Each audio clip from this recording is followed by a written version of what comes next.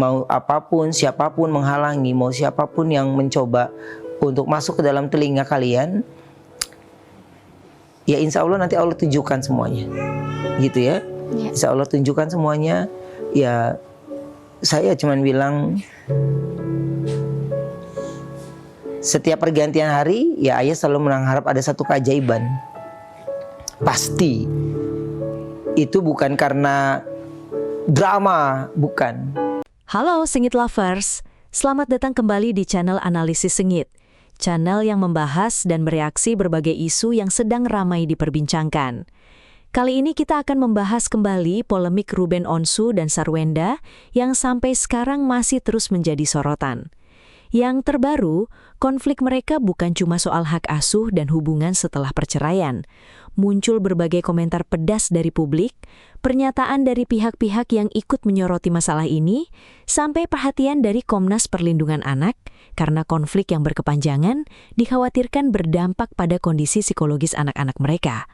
Bahkan, ada pihak yang menilai perilaku dan pernyataan di ruang publik justru bisa memperkeruh keadaan.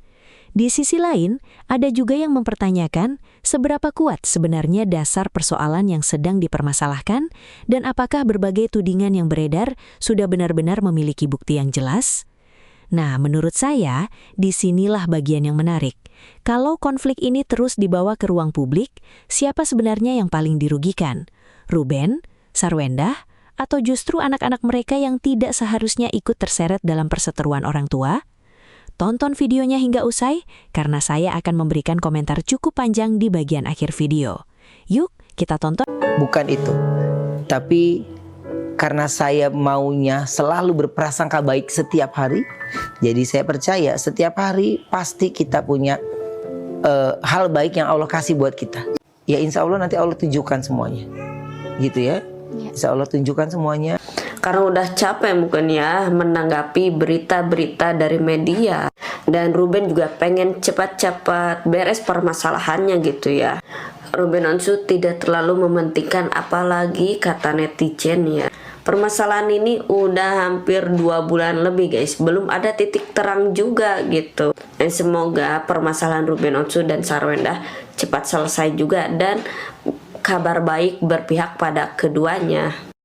Kita berharap ya gugatan yang Ruben lakukan itu memiliki bukti-bukti yang kuat.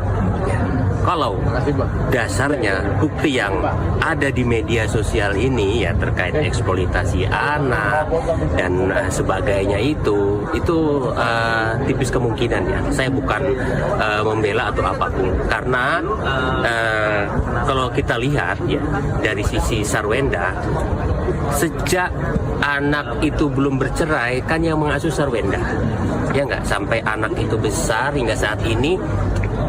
Ada nggak, kita lihat nggak, kalian lihat nggak Sarwenda menterlantarkan anak tersebut? Sarwenda melakukan kekerasan terhadap anak tersebut? Ada nggak? Nggak ada kan? Ya nggak? Nah, terus bagaimana dengan eksploitasi anak? Itu harus clear, harus jelas. Apa yang dimaksud dengan eksploitasi? Life itu adanya di dalam rumah. Ya nggak? Dan bisa saja itu anak memang ingin bergabung atau ingin ikut-ikutan kan. Jadi tidak ada perintah langsung Sarwenda yang meminta anak itu live sampai berjam-jam, nggak ada. Kalau memang itu ada, itulah eksploitasi. Kalau Ruben mampu membuktikan bahwa Sarwenda telah melakukan kekerasan terhadap anak, tidak merawat anak, menterlantarkan anak, atau Sarwenda melakukan perbuatan hukum yang melanggar seperti narkoba dan sebagainya gitu loh, atau Sarwenda hal-hal lain yang tidak sesuai dengan terkait pengasuhan anak, itu baru gitu. Itu kuat ya enggak. Jadi itu gitu loh harusnya yang dijadikan dasar terkait gugatan anak. saya nggak tahu deh ya, Koer itu ngelihat nggak VT-VT terbarunya Cici SW saat sedang berjualan ya. Semoga aja sih ngelihat ya, tapi semoga juga itu nggak mengganggu di pikiran dan hatinya Koer ya. Koer, di sini saya mau bicara ya sebagai aku fansmu ya, dari DPR ya, yang pernah datang ke pengadilan untuk melihat Koer ya, tapi ternyata sidangnya ditunda ya. Sebagai aku seorang pendukung Bu gitu ya, sedih juga sih ya melihat bercandaan-bercandaan seperti ini gitu ya, bercandaan yang nggak pantas dari seorang ibu yang mempunyai 3 anak yang sudah mulai remaja anak-anaknya ya gitu. Ini sangat kurang pantas banget bagi saya ya. Jadi kalau Koer melihat, sabar ya, jangan dibalas lagi, biar aja lah ya. Koer tetap fokus aja, bertekun dalam doa ya, karena aku percaya orang yang bertekun dalam doa ya, Tuhan akan bekerja dengan cepat ya, Tuhan akan ada di pihakmu Koer ya. Jadi nggak usah khawatir ya, karena menurut pandangan saya kayaknya kalau Cici SW masih seperti ini nggak pantas untuk mendapatkan hak asuh anak-anaknya ya, karena ini sama aja juga akan mengganggu ke mental anak-anaknya ya, melihat situasi seperti ini yang diciptakan oleh bundanya ya. Paling tidak anak ini akan berpikir loh, kan kurang pantas banget bundanya seperti ini. Anak-anak itu akan sedih loh Cici SW ya, melihat bundanya seperti ini yang selalu menyindir ayah mereka ya. Jangan dipikir anak ini masih kecil, belum ada pikiran yang jauh gitu. Jangan berpikir seperti itu ya. Anak-anak ini sudah bisa berpikir ya. Jangan lukai hati anakmu ya. Jadi saya rasa biarlah anak-anak ini ada di ayahnya, supaya mental anak-anak ini bisa kembali dengan baik ya.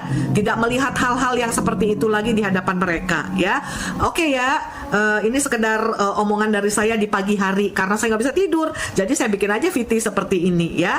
Oke Kokoer. Apa kata kau Bang?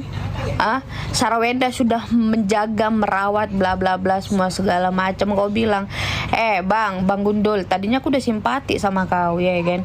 Zaman kau bahas si Onyo, udahlah namanya dia remaja. Bagaimanapun Onyo adalah anak dari Ruben Onsu dan Sarawenda. Terus di akhir daripada kalimat lu bilang gini, Ruben Onsu itu orang baik loh, itu lu tahu. Nah itu yang ini ya pembahasan pertama. Yang kedua, dan bukan yang kedua deh, yang patok utamanya, lu ngomong gini, jangan lu ngomong sama kamera ya kan, seolah-olah lu mengajak masyarakat untuk buka mata bahwasanya si Sarawenda itu pernah ada saat si Ruben Onsu sakit. Bang, jangan dongo apa Bang, itu harusnya lu ya tarik nafas.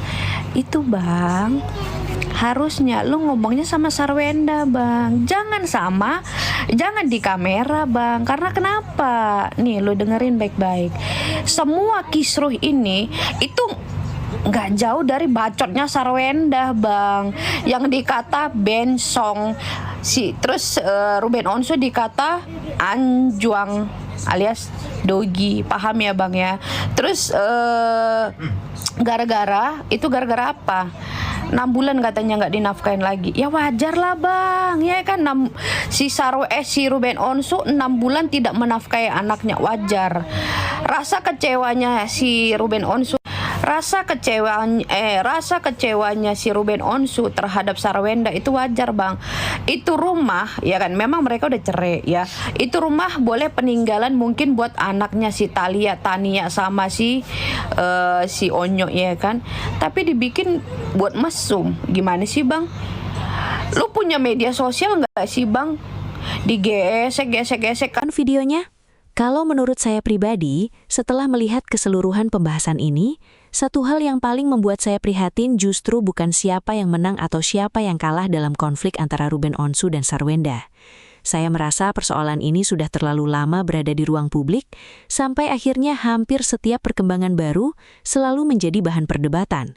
Padahal mereka sudah berpisah, dan seharusnya ada fase ketika keduanya mulai menata kembali kehidupan masing-masing, terutama dalam hal hubungan dengan anak-anak. Saya pribadi cukup bisa memahami kalau setelah perceraian masih ada rasa kecewa, marah, sakit hati, atau persoalan yang belum selesai. Itu manusiawi. Apalagi kalau sebelumnya sudah menjalani kehidupan rumah tangga selama bertahun-tahun. Tidak mungkin semua masalah langsung hilang hanya karena keputusan perceraian sudah selesai. Tetapi menurut saya, ada perbedaan antara memiliki masalah pribadi dengan terus membiarkan masalah tersebut berkembang menjadi konsumsi publik. Yang paling saya khawatirkan adalah ketika persoalan orang tua akhirnya ikut membentuk cara pandang anak terhadap ayah atau ibunya. Komnas PA sendiri dalam narasi ini sudah mengingatkan bahwa konflik yang berkepanjangan dapat meninggalkan luka emosional bagi anak-anak. Menurut saya, peringatan seperti ini jangan dianggap remeh, karena anak-anak mungkin tidak selalu bicara, tetapi bukan berarti mereka tidak melihat dan tidak memahami apa yang terjadi di sekitar mereka. Saya juga melihat ada satu persoalan yang menurut saya harus benar-benar dibedakan, yaitu antara opini publik, tudingan, dan bukti. Dalam narasi tadi bahkan muncul pembahasan mengenai dugaan eksploitasi anak dan berbagai persoalan lain yang dikaitkan dengan pengasuhan. Tetapi kalau berbicara mengenai tuduhan yang serius, menurut saya tidak cukup hanya mengandalkan potongan video, unggahan media sosial, atau persepsi masyarakat.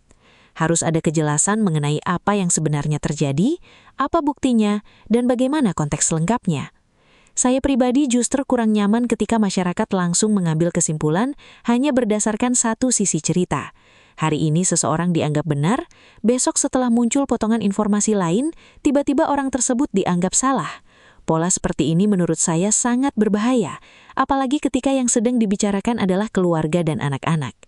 Di sisi lain, saya juga memahami kenapa banyak orang ikut memberikan komentar.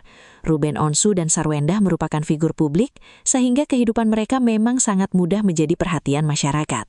Tetapi menjadi figur publik bukan berarti seluruh persoalan pribadi mereka otomatis menjadi milik kita.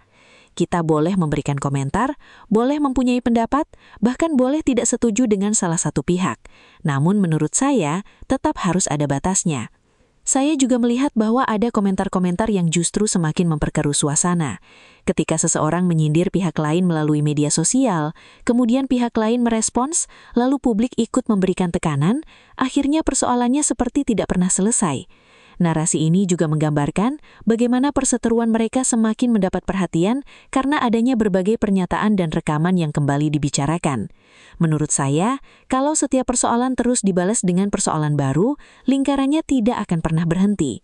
Kalau saya boleh memberikan pendapat secara pribadi, saya justru ingin melihat Ruben dan Sarwendah berhenti berlomba menjelaskan siapa yang paling benar di hadapan publik.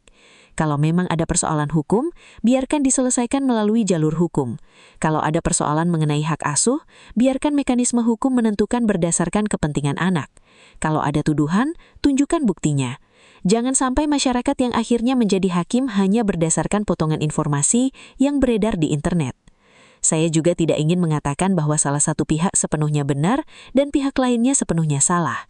Saya tidak berada di dalam rumah mereka. Saya tidak tahu apa yang sebenarnya terjadi ketika kamera tidak menyala. Saya hanya bisa melihat informasi yang muncul ke publik. Karena itu, menurut saya posisi yang paling masuk akal adalah tidak berburu-buru menghakimi. Yang jelas, saya sangat setuju dengan satu poin yang disampaikan dalam narasi ini.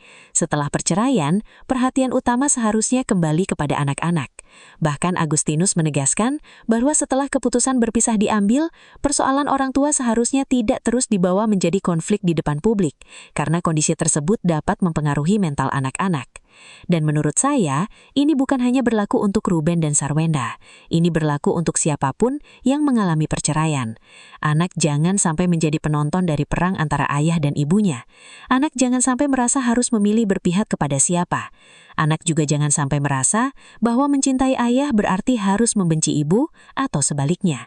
Kalau memang kedua orang tua sama-sama mencintai anak-anak mereka, saya yakin sebenarnya ada satu titik temu yang masih bisa dicari, yaitu bagaimana membuat anak-anak tetap merasa aman, dicintai, dan tidak perlu memikul beban konflik orang dewasa.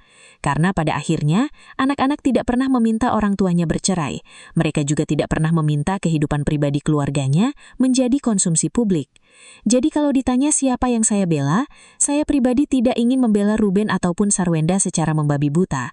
Saya lebih memilih membela prinsip bahwa persoalan serius harus diselesaikan dengan bukti dan jalur yang tepat, sementara anak-anak harus dijauhkan sejauh mungkin dari konflik orang dewasa. Dan saya berharap perkembangan berikutnya bukan lagi tentang siapa yang menyindir siapa yang membalas siapa, atau siapa yang mendapatkan simpati paling banyak dari netizen. Saya ingin melihat perkembangan yang lebih sehat, masalah diselesaikan, komunikasi diperbaiki, dan anak-anak mendapatkan ketenangan. Karena menurut saya, kemenangan terbesar dalam situasi seperti ini bukan ketika salah satu pihak berhasil menjatuhkan pihak yang lain. Kemenangan sebenarnya adalah ketika kedua orang tua bisa memastikan anak-anak mereka tetap tumbuh tanpa harus membawa luka dari konflik orang tuanya. Jadi untuk Ruben dan Sarwenda, semoga apapun persoalan yang masih tersisa bisa segera menemukan jalan keluarnya. Kalau memang ada yang harus dibuktikan, buktikan melalui jalur yang tepat. Kalau ada yang harus diselesaikan, selesaikan dengan cara yang dewasa. Dan kalau ada ego yang harus disampingkan, mungkin inilah saatnya ego tersebut dikalahkan demi kepentingan anak-anak. Itu komentar saya secara pribadi di video kali ini. Saya tidak mengklaim bahwa pendapat saya adalah kebenaran absolut. Saya hanya melihat persoalan ini dari informasi yang dibahas dan kemudian memberikan sudut pandang saya sebagai penonton sekaligus bagian dari channel Analisis Sengit. Kalau kalian setuju, silahkan setuju. Kalau tidak setuju, silahkan bantah dengan argumen yang menurut kalian lebih kuat. Jangan lupa like videonya kalau kalian menikmati pembahasan seperti ini, subscribe channel Analisis Sengit, dan nyalakan lonceng notifikasi supaya kalian tidak ketinggalan video reaksi berikutnya. Sampai jumpa di video selanjutnya, tetap kritis, jangan mudah percaya pada satu sisi cerita, dan yang paling penting, jangan lupa gunakan logika sebelum ikut menghakimi seseorang.